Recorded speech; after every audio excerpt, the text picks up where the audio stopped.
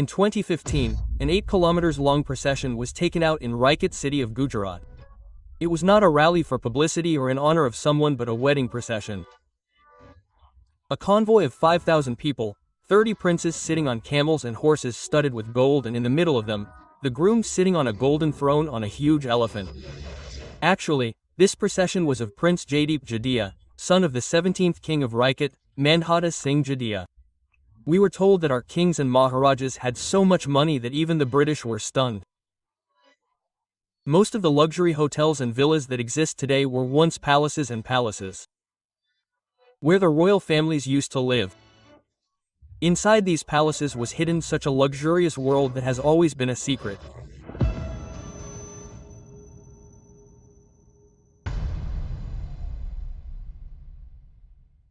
The Taj Falaknuma Palace of Hyderabad is today a very beautiful luxury hotel. But the history of the Nizams who lived here is still alive here. Especially the last Nizam of that place, Mir Osman Ali Khan, who was considered the richest man in the world in his time. At the time of his death in 1967, 14,718 people used to work in his palaces. There were 3,000 bodyguards in just one of his palaces. 28 people to serve water and 38 to clean the chandeliers. It is even said that many people were kept just to grind walnuts. But he had a unique thing because of which people remember him even today. A diamond which is bigger than Kohinoor. That 184-carat diamond whose price today is more than 1,000 crores. But the Nizam used it as a paperweight. According to a story, in the 19th century, a European diamond merchant Alexander Malcolm Jacob gave this diamond to the Nizam of Hyderabad. But it is said that when the Nizam saw that diamond, he did not like it. So he kept it in his shoe. After his death, one day while cleaning, Nizam Mir Osman's servant found this diamond. But still no one knew how precious this diamond was, and it was used as a paperweight. But there were many more such secrets hidden in the treasure of Nizam. Some people estimate that his wealth was equal to 19 lakh crores in today's time. Like Jacob Diamond, he had many diamonds, jewels, gold and silver ornaments, cars, palaces, lands, everything. It is said that the Nizams were so afraid of their wealth being stolen that they buried their treasures around their palaces, which no one has been able to find till date. It is believed that in one such treasure is the world's largest gold coin weighing 12 kilograms, the search for which is still going on. On the 22nd of May 2015, a 22-year-old youth was being seated on the throne of Mysore. Yaduvir Krishnadatta Shyam Raja Wadiyar became the 27th king of Mysore. But unlike every royal family, he is not the son of the previous king but the nephew. And the reason for this is a curse. The Wadiyar dynasty of Mysore saw immense fame and wealth in their lives. But due to the greed for this wealth, they were cursed for 400 years. Which is still going on even today after 19 generations. It is believed that in 1612, King Wadiyar attacked the kingdom of Vijayanagar. After defeating the ruling Thirumal Raja, he declared himself the king. All the wealth of the kingdom was now the trust of the Wadiyar family.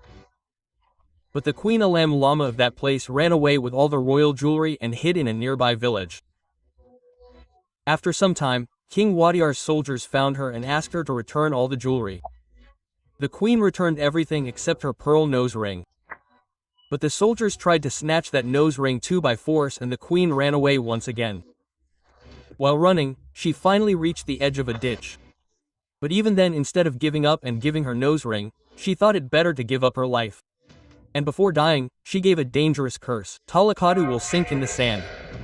Malangi will drown in the water, and Wadiyar will not get any child. In the next 9 days till Dussehra, all the 4 sons of Raja Wadiyar died. Accepting his mistake, he made a golden statue of Alami Lamba in his honor. His nose ring was put in the idol of a goddess. But that curse continues even today. Today, Talakadu city looks like a desert. Malangi city looks like a river, and in the Wadiyar family, no child is born in every second generation. Every second heir of the Wadiyar family is chosen through adoption.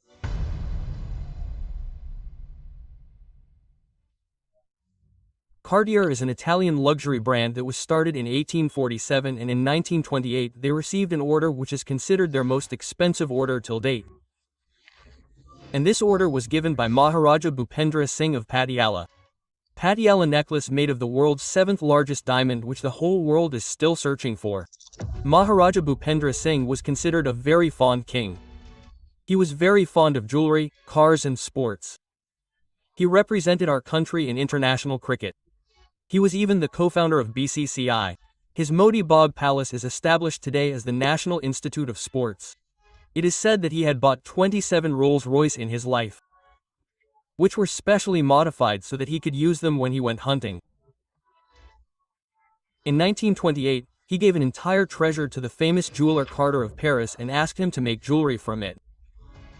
Treasure full of precious diamonds, emeralds, sapphires, pearls, gold and silver. It took Cartier 3 years to create such a unique collection that no one in the world had seen. Rings, bracelets, anklets, armlets, hathful and many other ornaments were made. But the most valuable of these was the Patiala necklace. A neck collar-like necklace made of 5 chains in which 2,930 diamonds were embedded. In which there were 7 big diamonds, and one of these was the 7th largest diamond in the world. DeBeers diamond. This diamond of about 234 carats is as big as a golf ball. Even today it is considered the largest yellow diamond in the world. The Patiala necklace is said to be more than 1,000 carats. But after the next 20 years this necklace disappeared. Some people believe that the king sold it, while some people say that it got lost. Some say that it was stolen. It is said that after 34 years in 1982, the DeBeers diamond was seen in an auction in the city of Geneva. But who bought it? What happened? Nobody knows. In 1998, some parts of a Patiala necklace were found in a second-hand shop in London, which Cartier bought. But where is that rare diamond? This is still a deep secret.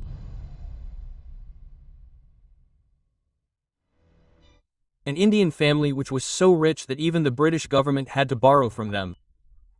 These were Manik Chand and Fateh Chand, who were given the name Jagat Seths, i.e. banker of the world. In the 18th century, Manik Chand started the business of money transactions in Murshidabad, Bengal. He had such a good understanding of money that the Nawab made him his financial advisor. After Manik Chand's death, his nephew Fateh Chand made this business so big that his family became the richest family of Bengal. They used to handle all the finances of the Bengal government, collecting taxes, making coins, foreign deals, loans, everything. Even though the Nawabs ruled, the real power of Bengal was in the hands of Jagat Seths. It is said that they had assets worth 800 lakh crores today. There used to be news in England that even if all the assets lying in the banks there are put together, it would still be less than Jagat Seths. The biggest reason for the victory of the British in the Battle of Plassey was the loan given by Jagat Seths. But they did not know that they gave money to the same British Empire which was going to destroy them in the future. As the British hold on Bengal became stronger, Jagat Seths' influence gradually started decreasing. After Fateh Chand, his grandson Mehtab Chand took over the business in 1744. During the time of Nawab Ali Vardi Khan of Bengal, the Jagat Seths family had a lot of influence, but all this changed when Siraj-ud-Daulah, grandson of Ali Vardi Khan, came into politics. Mehtab Chand and Maharaja Swarup Chand conspired against Siraj-ud-Daulah in connivance with the British, but it backfired on them. They lost part of their land and never got back the loan given to the East India Company. By 1900, the name of Jagat Seths had disappeared. With time, the era of the kings and Maharajas of India also slowly came to an end. There was a time when these families were famous all over the world for their glory and wealth. But after India's independence in 1947, these dynasties lost their kingdoms and kingdoms. The kings who were once the owners of their kingdoms are still called Maharaj or Sarkar by the people there.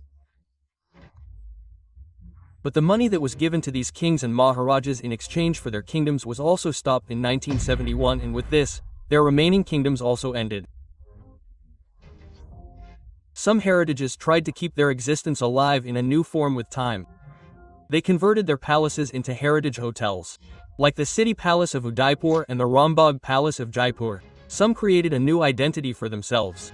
Like the heir of the Patauda family, who is a successful Bollywood actor today.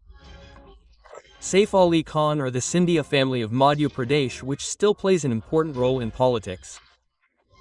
But most of the kings and Maharajas lost their identity. The wealth they once had is now only seen in the pages of history and in their palaces and museums. But their stories and their history are proof of India's pride. That India which was called the Golden Bird. What are your thoughts about this? Do tell us in the comments, and if you like the video, then like and share it and subscribe to Raj for such unheard, unseen and untold stories. See you in the next video.